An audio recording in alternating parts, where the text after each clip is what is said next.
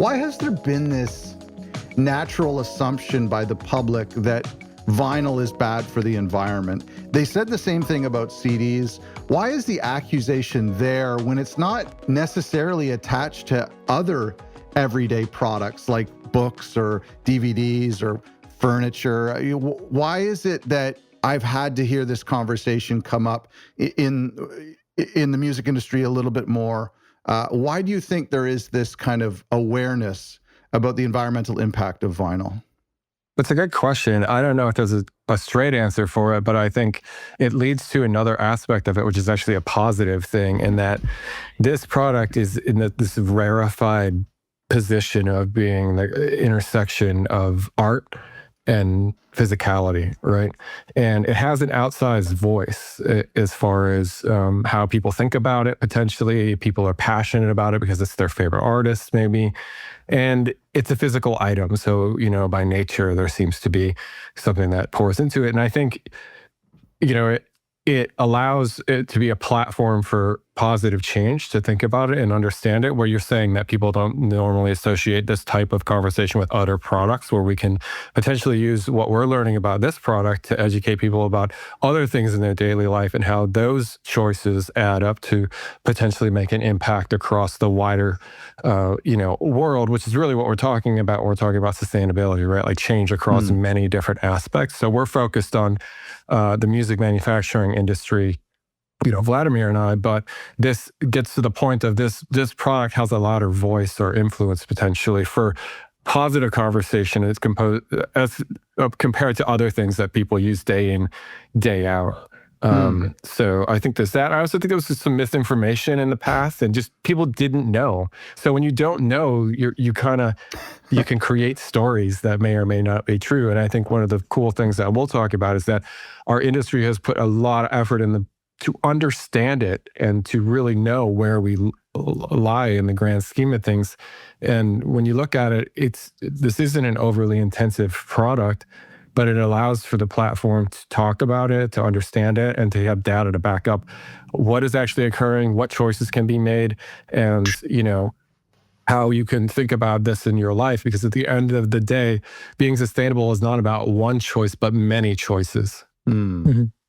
I also think, since sustainability is, being discussed now basically everywhere on every level, plastic became, let's say, enemy of the environment, right? So maybe that's where the connotation that you mentioned, that people say vinyl is bad for the environment, maybe it's connected to the fact it's made of plastic.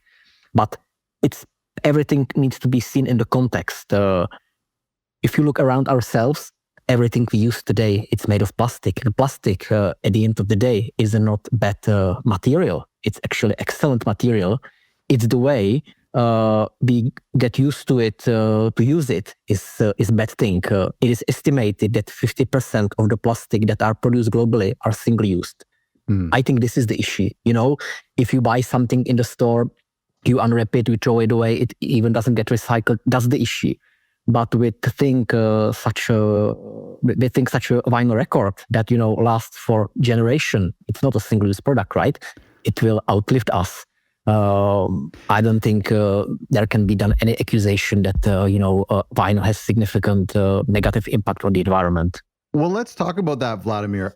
I think that's a really good point, and you segue into my next question, which was that accusation of single use. And I completely agree. It is very irresponsible the way that we use plastic for such a short period of time for a product and then throw it away. But I thought about the conversation, just to bring the conversation to talk about CDs for a moment, even though we're here to talk about vinyl. I remember a lot of people talking about the single-use plastic concept, or why we shouldn't use plastic. And CDs obviously is, I think, for the most part, the packaging very predominantly plastic.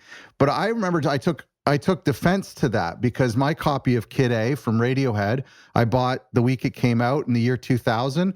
and I just played it in my car a couple weeks ago, the same copy. So that's hardly single use, as you're saying, Vladimir. And vinyl even more so. Vinyl is passed down to generation. I don't expect any of my records to be destroyed or thrown away in my lifetime, or hopefully, knock on wood, in my kids' lifetime. So is that not a great defense? Can't we just, that continued use, justify any environmental impact that it's causing? Yeah, I think with every product or everything we do here on the planet, we should know what the environmental costs are and try to reduce it if it's possible. I don't think it's good to judge if CD, vinyl, or streaming is worse or better. Each of it has its footprint, and if there's a possibility to decrease it, let's do that. Vinyl is an amazing product that lasts for generation. If you make a comparison, if you take iPhone, to produce iPhone cradle to gate, it's in average, let's say, 50 kilogram of CO2. Vinyl record, it differs. The calculations are different, let's say from 0.7 to 1.2, So, and let's be honest, how long do we keep our iPhone? That's a good point. Not for generations. I try to keep it as long as I can. Yeah. That's a great point, Vladimir. Yeah. Yeah, that's well, and that I understand that, and it maybe goes back to our first question, and to maybe acknowledge that the demographic who are buying vinyl are perhaps lean a little bit more on the environmentally conscious, a little bit more concerned with the sustainability, and want to be, as you say, Vladimir, looking at everything we consume and making sure that we're doing so responsibly. Would you guys agree to that? That it has a little to do with the demographic of vinyl buyers? I think it has a lot to do with the demographic, and I also think it has prompted the industry to take it very seriously. And I think a lot of people in the industry are in the same kind of mindset. I know I am, as far as being concerned about it, and then understanding it, having data to back it up, being able to talk about it in the way that Vladimir just did, that actually is data driven, there's numbers associated with it, and that the supply chain for vinyl records is aware of the impact, understand it, and are working towards reducing it, which is something that every industry ultimately needs to do in order to create a sustainable future. What was that tipping point? Where you guys said we should study the environmental impact of what we're making, what we're buying, what we're collecting, and when did you think we need real data on this and not just hearsay, anecdotal stuff? I mean, for me, I think it was kind of bubbling before the pandemic, and then everything got sidelined during the pandemic, and then coming out of the pandemic, it became more forefront.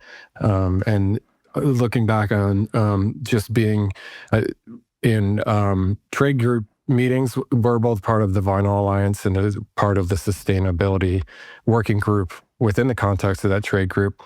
The conversation was, there were people working on it, but it was siloed, and the amount of effort and progress that has been made since that point is really night and day. I mean, the amount of cooperation between all the different facets of the vinyl record manufacturing supply chain and all the partners understanding it, getting data, having conversations, working through a shifting landscape and trying to wrap our heads around it has been phenomenal. And I think, including, there's a more, I think, professional aspect to it, whereas Vladimir is a sustainability professional by trade.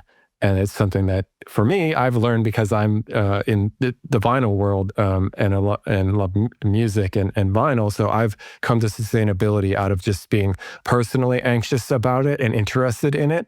And I think the inclusion of, professionals within the industry has really helped clarify some of that data and be able to talk about it in a meaningful way that is specific and not just in generalities. Mm-hmm. Yeah. Myself, I have been working in sustainability over 15 years in different companies. I was 8 years at IKEA, the Swedish furniture retailer, then 2.5 years in 3D print company making 3D printers. I'm lucky enough to be in GZ, because I love vinyl records. So what better job you can get than in a pressing plant? But during my role as a sustainability manager, many times I came to a moment that I wanted to make a decision, change of materials, whatever, but I had no data. And I felt like I'm going to be making decision based on a feeling, which is not always a good decision, Sustainability is many times about boring calculation, understanding complexity of the whole issue before you can make a decision what is more or less sustainable. And many times there are still a lot of variables that can influence it. So when I joined GZ, we had a very open discussion with the CEO and the management that if you want to, preach sustainability, we need to understand it first. And then really make decisions and have conversation with our partners that are really based on the data. And I can confirm what Ryan is saying because we have been in touch, Ryan, on regular basis discussing, what, let's say, requests the customers are having towards A to Z, what we can offer as a pressing plant. And sometimes there are complex discussions. Yeah, definitely. And for me, it's like when I was thinking about okay, what am I doing in my personal life from a sustainable aspect? And then that transferred into what can I do in my professional life to help to educate and find sustainable ways forward. And at A to Z Media, one of the things that we work on is to try to distill that complexity of this environment for clients and have conversations if they have sustainability goals to talk about, here's the different decisions that you can make that can make an impact. It's not going to be just one thing. It's going to be a variety of different considerations. And still make a beautiful product that people want to keep for generations, because ultimately, that this should live on someone's shelf in their collection and should be used for as long as you can keep it out there, right? So that also makes the product unique, which we touched on a little bit as far as it's something that is special to people because it's artists they love. It's part of their collection for generations potentially, and it lives on. It's not something that is disposable. Yeah, I like to say that, I like to say that sustainability needs to be driven by data, not just good intentions. Because if you drive it just by good intentions, you may end up greenwashing and actually, doing stuff that is not environmental friendly at all. Well, and sometimes there's like what seems to be sustainable is not, or there gets focus put on one thing that's like, oh, I've got to deal with shrink wrap. And at the end of the day, that is a consideration, but it is such a small consideration. I think it was 7 grams versus if you use an extra flap on a jacket for a single, we're talking about 100 grams of carbon or something like that. So there's different decisions that are made, and the shrink wrap thing gets a lot of heat, but is maybe one of the least, not to say it's not important to think about single-use plastic, but it's probably of the decision spectrum, way at the bottom. You're totally right. I remember everything was all about shrink wrap, because that would be probably the only single-use part of the package. Vladimir, you talked about feelings. What is it that the public and Ryan, you just segued this perfectly. What is it that the public might wrongfully assume about their impact when, let's say, making vinyl or buying vinyl? What do they assume is harmful, or what do they assume is not harmful, and they're wrong in both ways?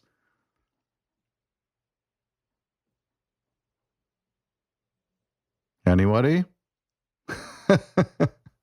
I thought it was addressed to Ryan, yeah? Sorry. But Vladimir, you were just talking about feelings. Yeah, okay, yeah. I was interested, without the data, then what does the data say? What are our customers getting wrong? Yeah, I think Ryan touched it nicely. Majority of the requests we receive, it's can we get rid of the shrink wrap? Mm-hmm. And we say, well, we can, but it's quite essential to protect the record during the transport and in the retail. So if there is no shrink wrap, there is a high possibility the record gets damaged, and then there is no environmental impact or benefit at the end of the day. So if you look at the life cycle assessment, the carbon footprint that have been calculated regarding the vinyl records, we know that 80% of the impact is the material and energy that is being used to press the record. So it's PVC, gas and electricity makes about 80% of the impact. So this is where we can look for different suppliers of the material, where we can look for energy from renewable resources to decrease the production of the vinyl record. Interesting. So can you walk us through the environmental impact of a vinyl record? What stages are the most harmful? I've read that half of the record's footprint comes In just that from the 40.1 PVC seat material is- itself. So could you walk us through that entire process? The biggest impact would be getting and producing the material, which is PVC, and then the actual pressing, because you need some gas, you need some electricity Okay. to warm it up and to cool it down, and this makes up about 80% of the footprint. Wow. Then the other parts is packaging. Obviously, it can be, let's say, 6 up to 10%. Galvanics or electroplating, it's actually quite negligible in the whole amount, because you can make quite a few records from from a stamper. So it's really the material and the energy. Mm. And that gets you up to the factory gate. And then beyond there, there's a whole ecosystem of how it actually gets to a fan's turntable. And there's decisions that are made there. Whereas in, proper planning is super important to make sure you're using ground options for shipping, as opposed to having to use like express air services, which arguably could have the highest impact of the whole equation if you're putting things in the air for using next day service and stuff like that. So there's decisions up to that point as well that are important from a kind of ecosystem where there's different decision makers involved in the process that needs to be educated and aware about what the different impacts are of different decisions. I want to talk about that in a minute, because I do want to talk about the shipping and the way that labels and the way that stores can, how that all impacts things. But going back to the material for a minute, let's talk about the PVC. What is happening with eco vinyl? What is happening with like recycling of records that are unsold or that had mistakes? What is happening at that? Understanding that the PVC is the real culprit here, or just carrying a lot of the load. What is being done or can be done to maybe just reduce that by a certain metric? There's probably we could probably parse this out into a few different things. There's bioattributed PVC. There's reuse of material at a plant level, which just about every plant is going to use. And then there's recycling from a distribution point. Like once it's out into fans, I think the recycling aspect once it's with fans is essentially secondary markets, right? Like the product is resold and reused. So do you think that that's probably the 3 areas? And then alternative materials, I think, would be the last one on that. So do you want to start with maybe bioattributed vinyl? Yeah. I think the most common now on the market is either recycled vinyl or bioattributed, right? Yeah. Yeah. So bioattributed is essentially PVC is made of salt and ethylene, essentially. And the ethylene is the fossil fuel created part of that. So this bioattributed essentially replaces that fossil fuel with recycled cooking oil, waste from the paper pulping industry, like various other things replace it. However, it's approach from what's called a mass balance system. The way to think about this is that if you buy renewable energy at your house, you're not getting something directly from a renewable source. You're purchasing a renewable energy that feeds into the grid, right? So your portion of it goes into the larger grid where you say, I'm going to buy renewable energy. So I used X amount of kilowatt hours. I'm buying it from wind or solar or whatever. It's the same principle with bioattributed, where you purchase basically the raw material allotment for what you've ordered, and it goes into the larger mix of fossil fuel versus recycled material. So the more people buy bioattributed, the more the needle gets pushed on PVC for vinyl records in a less fossil fuel dependent direction. So that's a step that people can take right now. It's available. It increases the cost. So the buy-in has not been huge, but it is available and it is something you can do. The next would be recycling at the plant level. Vladimir, maybe you want to talk about this. It's commonly called like eco mix, or it's reused PVC. Yeah, I think this is what's happening basically in every plant today. Like, when you press the record, you have some offcuts that gets shredded and recycled again. Or if you have a non-OK record in your production that doesn't meet the quality, you punch out the middle, you shred the record, and you put it back in the mix to make sure you use the material again. So and how does that affect the appearance of that? I mean, obviously, does that then become a certain color? Is there a way to dye those or to bleach them, or is that just what you get is a eco? with the eco mix, like if you blend all the colors together, then you get some, let's say, grayish, brown, dark, dark greenish stuff. Yeah. But we can also separate the colors. So, Oh, Well, okay. we worked on this. So it used to just be eco mix was a brownish kind of whatever color, but now you can get color segments. So like there's a black, there's a purple, there's a red. So it's like it's like a marble record essentially. Sound quality is just the same as any color record. There's not like a degradation there. So it's a marble record. So you get a cool like color effect out of it if you pick that. Is there a price savings even though it's adding these extra steps? Is there a price savings or is it more expensive? It's like same or cheaper depending on what it is that you order. Yeah. But the thing there is that relies on material being available, right? So it's definitely an option now and people should utilize it, but it's something that is kind of inherent in the manufacturing process. I would imagine that good artists, good labels would be using the eco mix as a marketing tactic as well, to tell the end user, the consumer, that this record was made on recycled vinyl. I feel like that would be, especially if it still looks great. It's tricky. You got to be careful what you say though, because I'm not sure you can say it's recycled, because when you think about recycle, you think about post-consumer recycling, where it went into the marketplace and then it came back into an ecosystem. This is an internal industrial recycling. Is that how you would describe it, Vladimír, or is it like a reuse? It's like pre-consumer waste or industrial waste that happens in the factory, and that you are reusing again in your. So in the recycle logo, it's on the reuse side. We don't put any logos under. I think this is also like, it's hard to talk about this in a way that's like clear or concise, like that doesn't have a lot of like asterisks next to it.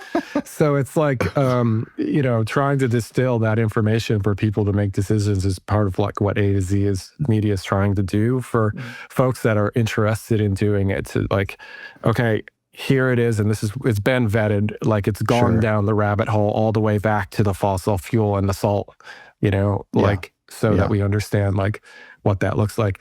If we get into the next aspect, there's alternative materials that are being explored within the industry. There's a compound that's being explored made out of sugar beet.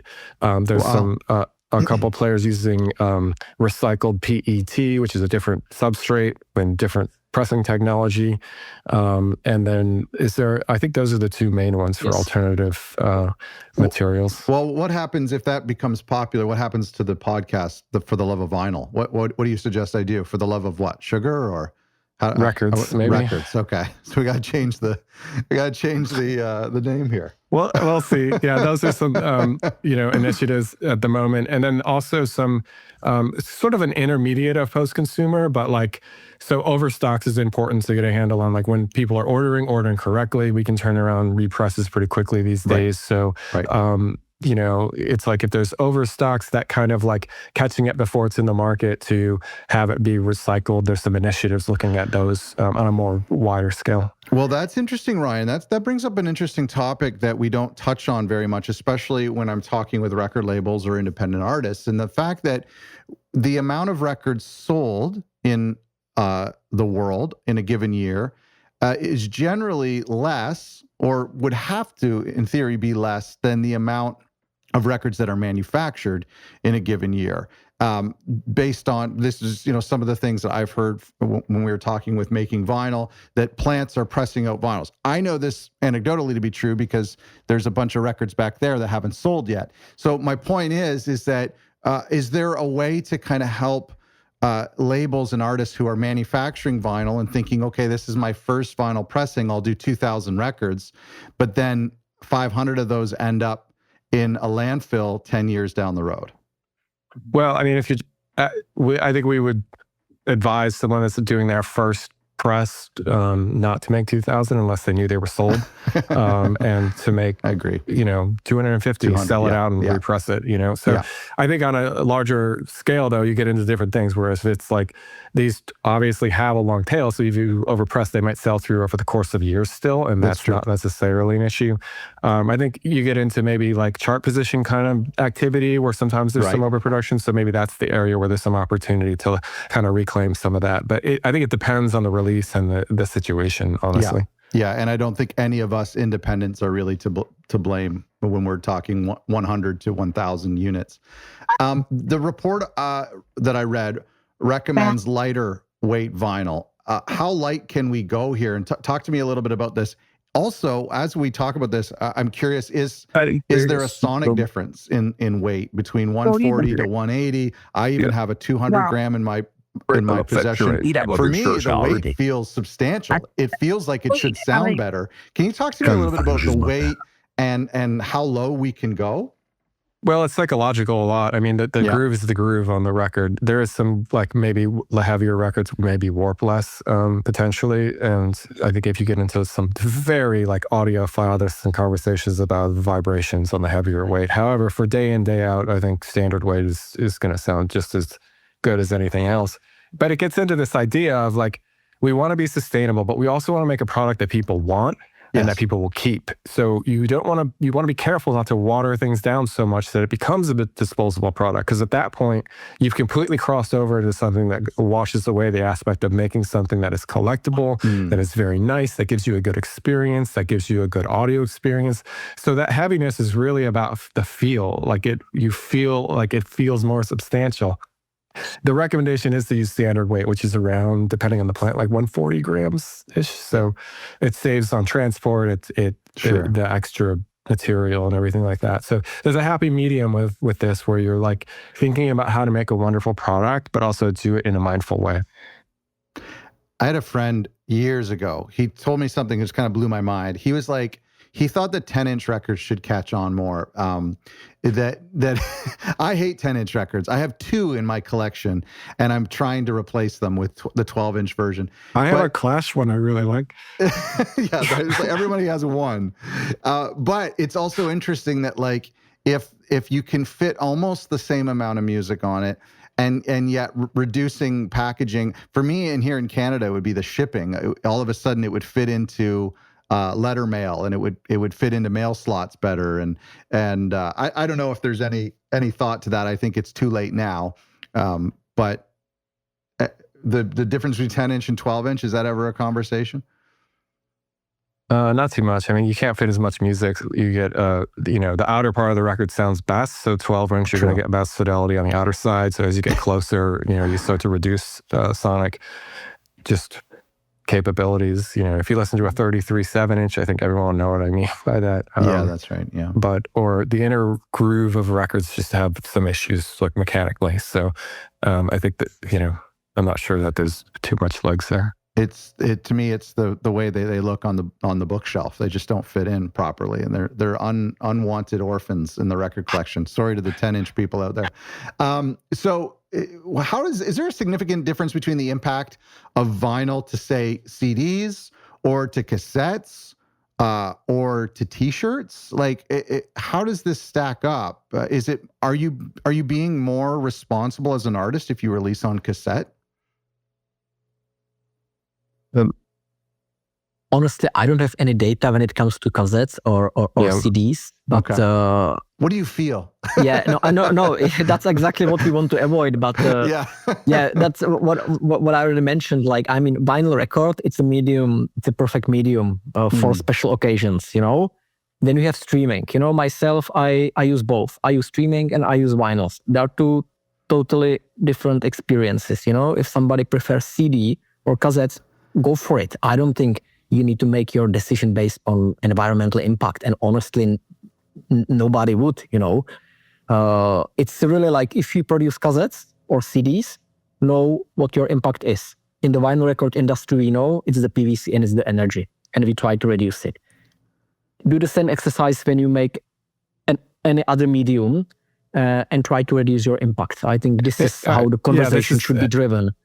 This is the point, I think, where it's like, each industry or product is something that needs to reconcile with this. In our industry, we're working on that.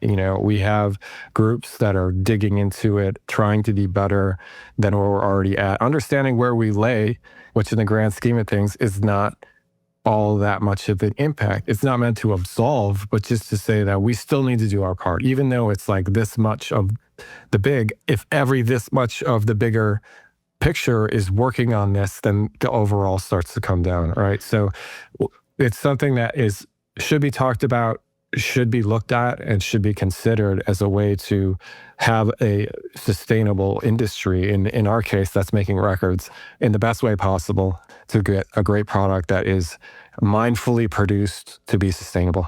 Let's leave the other physical products alone then and talk about digital. I do understand that there is data about the impacts of streaming. I don't know if that's something that you guys have looked at, how vinyl compares to streaming. I know it's difficult because you could own a vinyl record for 20 years and the amount of times you listen to it on streaming compared to, so have you done any comparisons between our environmental impact of using Spotify versus buying that record on vinyl?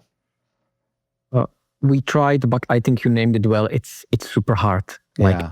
I can buy a record and play it on a super hi-fi system with an amplifier that consumes tons of energy. Oh yeah. Many times, you know, or I can play it once a year because I have too many records, and you know, only once a year I this see. record. You know what I mean? I see. It's the same with the streaming. Like, yeah, you can listen to one song many times, or you can listen to one song just for 30 seconds. I think those comparisons are super difficult to make.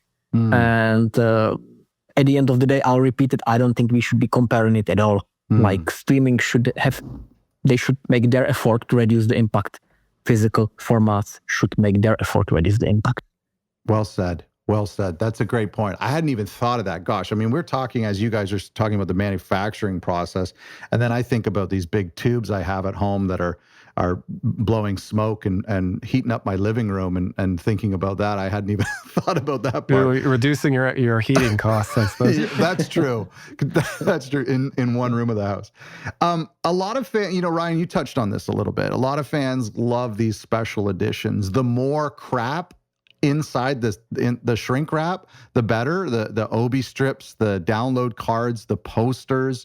That's really like what we're drawn to, the heavy vinyl. So are those things noticeably worse? I mean, when I was looking at some websites and a little bit in the report, they're talking about ways to pull back the impact of the record. And some of these things were really offensive to me, you know, taking away how much paper is inside, or lyric sheets, or panels, or the weight of the vinyl. Some of these things I find to be a hard sacrifice as a music collector. Does that make sense?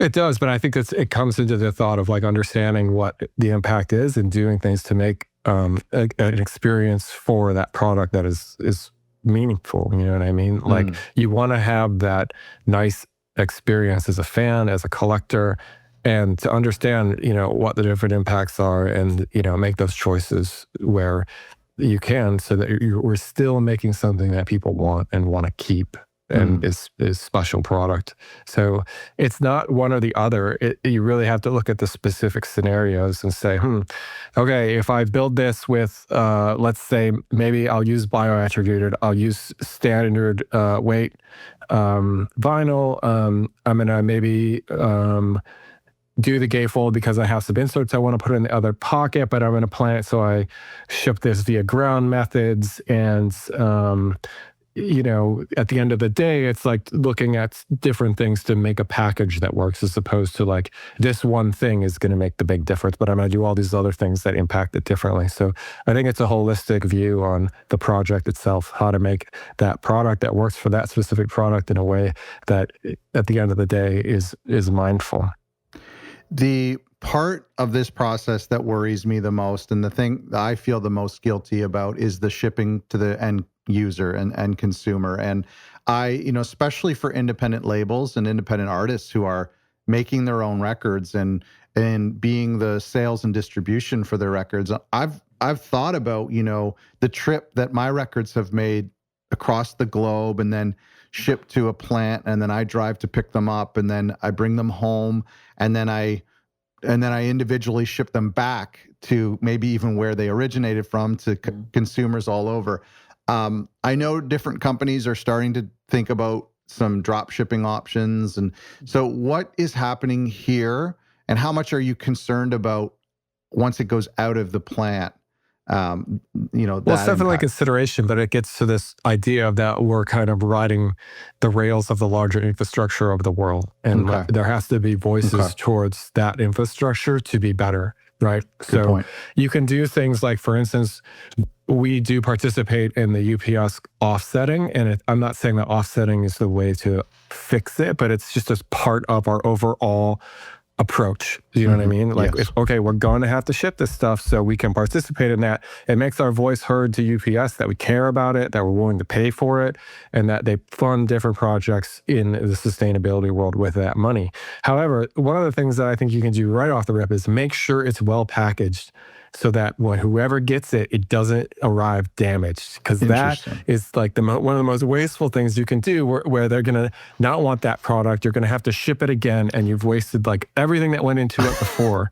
So like using those bumper boxes, trying to ship via ground methods, and just, thinking about that. So that's one thing to do, certainly. And then I think in the larger context, having ample planning to make sure that you don't need to express things.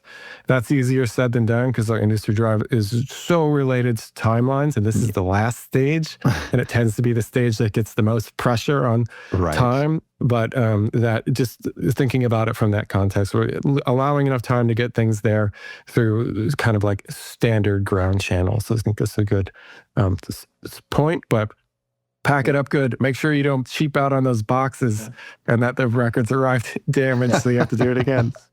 If you ship record from Europe to US in bulk, by sea, the footprint is negligible in comparison to record. If you send it by air, you can double the impact of the record. So try to avoid air freight, and I think you see. That's really interesting intel, guys. I appreciate that. And Ryan mentioned it. It's about planning ahead. And for any label out there or indie artist, if you have the records in hand a month or 2 months or 3 months before release day, because you've given yourself a long runway, a lot of lead time in the manufacturing process, excuse me, then that allows you to say, okay, if I have a distributor in Europe or in Japan, I can put them on a boat, and we can afford the 6 to 8 weeks instead of having to, as Ryan says, fly them out because release day is tomorrow. And so that's just as simple as being on the ball. and for sure. That. And from Europe to America, it's like 4 to 5 weeks. That method. Right. Well, what I'm hearing here, guys, I'm hearing that it's not one thing. It's perhaps 100 to 200 little things that people can do, consumers can do, labels can do, manufacturers can do, the government can do, retail stores. Is that true? Really, it's just a pie that's split up into tons of different options. Yeah, both Ryan and we are part of Vinyl Alliance, which is an alliance, putting together many different stakeholders from the whole supply chain, from PVC producers to labels. And we have a working group focused on sustainability. And this is actually about what you just mentioned, that we try to understand the whole complexity of the value chain and see where the meaningful impact could be done based on data, based on mutual understanding of the issues, and then further cooperation. Then provide education so that people can think about it, and it gets back to that initial point of this product has an outsized voice compared to its impact. So how do we educate, hopefully people that care about it, like, oh, if I make this decision in other parts of my life, I can have an impact too, about the food supply chain, travel, like day in, day out things that can make ultimately do our part to try to reduce, or make our people that care about this make their voice heard to these companies that you do care about it and you want them to do something about it. Do customers care enough? Are you concerned with the awareness that people have when they're buying records, or if they're collecting all 37 versions that a pop star puts out? Are you concerned with how customers are concerned with their impact when collecting vinyl? I think the experience so far has been that we're ahead of it a little bit on the industry side, whereas there are many options available, but they come at a price currently, and there's been, I think, less buy-in than I would hope from folks. But for the people that care, there has been, not that the other people don't care, but for people that are focused on it and want make it a point to look at this, then there are current options available that we've talked about. So I think we're in a position where a lot of the work has been done and is being done, so that the moment when there's a more, I think, push on it, we're ready to have that conversation in a productive way. What is your dream scenario for this space? It seems a lot of we've been talking about as being reactive and repairing this older system. What is the proactive? What are we looking forward to in the future of vinyl with respect to its environmental impact? I mean, I think for me, it's more about not only vinyl, but just the world at large, doing the work and paying attention to it and finding ways to be more sustainable as a society. And I think for me, it was about okay, this is my livelihood, this is my world. How do I participate in that at my level? How can I be part of it to help educate people, to see what's available, to get it out there that okay, these are some choices that can be made. And I think for me, it's more about the larger industries at large. I mean, if we look at emissions, we're talking about from a larger scale, energy use. If you look at the main ones, they're basically going to be agriculture, transportation, energy. Energy is the biggest by far, right? So that impacts everything. So it's more about the larger ecosystem we all operate in our day-to-day lives, starting to get more sustainable, so that when we're doing our day-to-day lives, we can do it in a way that we can leverage what's out there. But that involves being proactive at this stage to make voices heard and purchase things that are going in that direction. And it does come at a cost, which is challenging. And I know that it's challenging for me. I think it's challenging for everyone, right? So it's something that has to be, I think, my dream scenario is that it's a larger societal shift that is occurring. And that definitely is occurring on many levels. And this is just our part of it. Getting the data, showing people talking about options, and having it be part of the conversation. Ryan, Vladimír, thank you guys for doing this podcast, but thank you also for your work in this space. I mean, without it, we would just go on feelings and we would just be curious if what we're doing is okay. And a lot of us, I think, would just kind of try to close our eyes and pretend we're not having a negative impact. So thank you for your work in this, and thank you for sharing your research with us today. Thank you for having us. Absolutely. Thank you for having us. If there's anyone that does have questions, definitely feel free to reach out to get into it, because there's a lot, we can really get into it. And I think we'd be happy to do that. We just scratched the surface, right, during this podcast.